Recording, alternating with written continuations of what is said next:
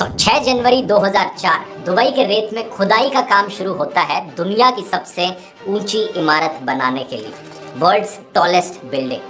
साल 2004 के एंड तक एक्चुअली में दुनिया की सबसे ऊंची इमारत थी ताइपाई 101। ताइवान में ये इमारत जिसकी हाइट 500 मीटर से थोड़ी सी ज्यादा थी, लेकिन दुबई में जो लोग अचीव करने की कोशिश कर रहे थे वो अपने आप में अनइमेजिनेबल और रिकॉर्ड ब्रेकिंग था। वो बिल्डिंग को इतना ऊंचा बनाना चाहते थे कि ये ना सिर्फ दुनिया की सबसे टॉलेस्ट बिल्डिंग बने बल्कि सेकंड टॉलेस्ट बिल्डिंग से 62% ज्यादा ऊंची हो। इतना डिफरेंस बन जाए टॉलेस्ट और सेकंड टॉलेस्ट के बीच में कि अगली बारी कोई इस रिकॉर्ड को तोड़ना चाहे तो 2 बार सोचे। बुर्ज खलीफा से पहले जितनी भी वर्ल्ड्स टॉलेस्ट बिल्डिंगे रही थी वो पिछली वर्ल्ड्स टॉलेस्ट बिल्डिंगों से 5 या 10% ज्यादा ऊंची होती थी, ज्यादा से ज्यादा 19% ज्यादा ऊंची होती थी। लेकिन यहाँ पर सीधा 829 मीटर्स तक ले जाने की बात करी जा रही थी। 62% का डिफरेंस। करीब 5.5 साल का समय लगता है इस बिल्डिंग को कंस्ट्रक्ट करने में और 1 अक्टूबर 2009 को बुर्ज खलीफा की कंस्ट्रक्शन खत्म होती है और दुनिया को हैरान करके रख देती है ये इमारत। बुर्ज खलीफा के सक्सेस को देखकर कई देशों ने अनाउंसमेंट्स करी कि वो इससे भी ज्यादा ऊंची इमारत बनाएंगे।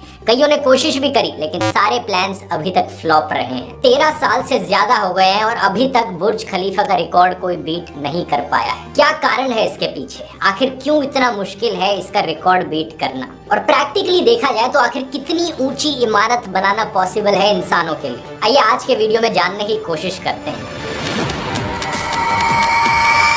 When the Burj Dubai is complete, it will be the tallest structure that mankind has ever built on the face of the planet. Until someone builds an even bigger one. This is the story of the tallest tower mankind has ever built.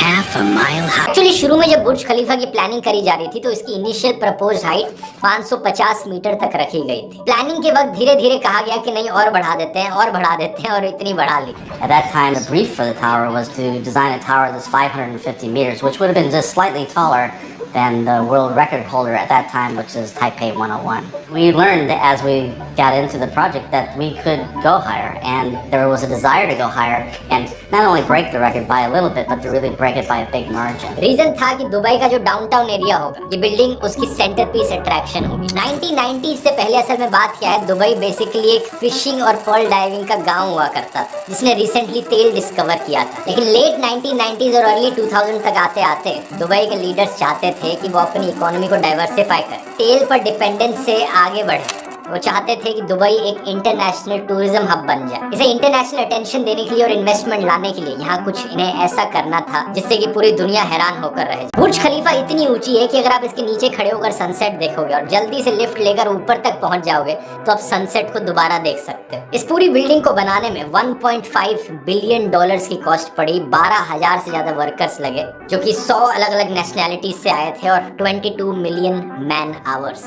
जाहिर सी बात है, लेकिन जिस purpose से इस building को बनाया गया था वो पर्पस काफी सक्सेसफुल रहा। आज के दिन दुबई ना सिर्फ एक बढ़िया इंटरनेशनल टूरिज्म की डेस्टिनेशन बन चुका है बल्कि एक इकोनॉमिक हब भी बन चुका है। ढेर सारी कंपनीज अपने ऑफिसेज आकर दुबई में खोलना चाहती हैं, लोग आकर दुबई में रहना चाहते हैं, प्रॉपर्टी खरीदना चाहते हैं। और जिस डाउनटाउन के एरिया में बुर्ज खलीफा को बनाया गया है वहाँ प्रॉपर्टी का प्राइस इतना बढ़ गया है कि 1.5 बिलियन डॉलर्स तो बड़ी आसानी से रिकवर हो गए। अब सवाल ये उठता है कि ऐसा क्या है बुर्ज खलीफा में जिसकी वजह से इसे बीट करना इतना मुश्किल हो रहा है, और इससे ऊंचा अगर बनाने की कोशिश करी गई तो रियलिस्टिकली कितना ऊंचा इंसान बना सकते हैं। ये जानने के लिए पहले ये समझना होगा कि क्या प्रॉब्लम्स आती हैं जब इतनी ऊंची बिल्डिंग्स बनाई जाती हैं। तो जब बिल्डिंग इतनी ऊंची बनेगी तो उसे खुद का वजन सपोर्ट करना पड़ेगा। इतनी हाइट पर बहुत तेज हवाएं चलती हैं तो उसे इंश्योर करना पड़ेगा कि हवाओं से कोई डैमेज ना हो। और बुर्ज खलीफा ने इन सारे चैलेंजेस को ओवरकम किया अपने इनोवेटिव डिजाइन के चलते। इसका डिजाइन अगर आप ऊपर से देखोगे तो एक वाई शेप में है। एक ट्राइपॉड की तरह 3 विंग्स आ रहे हैं बिल्डिंग के जिन्हें सपोर्ट किया गया है एक हेक्सागोनल कोर के साथ जो सेंटर में लगाया गया है। इस स्ट्रक्चरल सिस्टम को कहा जाता है बटरेस्ट कोर और इसे इन्वेंट किया गया था बुर्ज खलीफा के स्ट्रक्चरल इंजीनियर बिल बेकर के द्वारा। इस स्ट्रक्चरल सिस्टम को पहली बार इस्तेमाल किया गया था साउथ कोरिया में एक टावर पैलेस 3 बना था जिसकी हाइट 264 मीटर्स थी। उसके सक्सेस के बाद आर्किटेक्ट्स ने रियलाइज किया कि एक्चुअली में अगर हम इस सिस्टम को इस्तेमाल करेंगे तो बहुत ऊंचा जा सकते हैं। और सिर्फ इसी की मदद से ही बुर्ज खलीफा इतनी ऊंची बन पाई, इतनी ऊंची कि इससे सेकंड टॉलेस्ट बिल्डिंग 300 मीटर छोटी थी। और बुर्ज खलीफा सिर्फ दुनिया की दूसरी बिल्डिंग थी जिसमें इस बटरेस्ट कोर सिस्टम का इस्तेमाल किया गया। इसी सिस्टम की मदद से जो हवाएं बहती हैं, हवाओं का इम्पैक्ट कम किया जा सकता है। इसे आप कंपेयर कीजिए न्यूयॉर्क की नई रेजिडेंशियल बिल्डिंग से जो बहुत ऊंची बनाई गई हैं, सुपर टॉल की कैटेगरी में आती हैं, लेकिन उन्होंने इस बटरेस्ट कोर सिस्टम का इस्तेमाल नहीं किया। तो क्या करना पड़ रहा है उन बिल्डिंग्स में? हवाओं से बचने के लिए कुछ फ्लोर्स खाली छोड़ने पड़ रहे हैं जिससे कि हवा पास थ्रू कर सके, जैसे कि ये 432 पार्क एवेन्यू बिल्डिंग।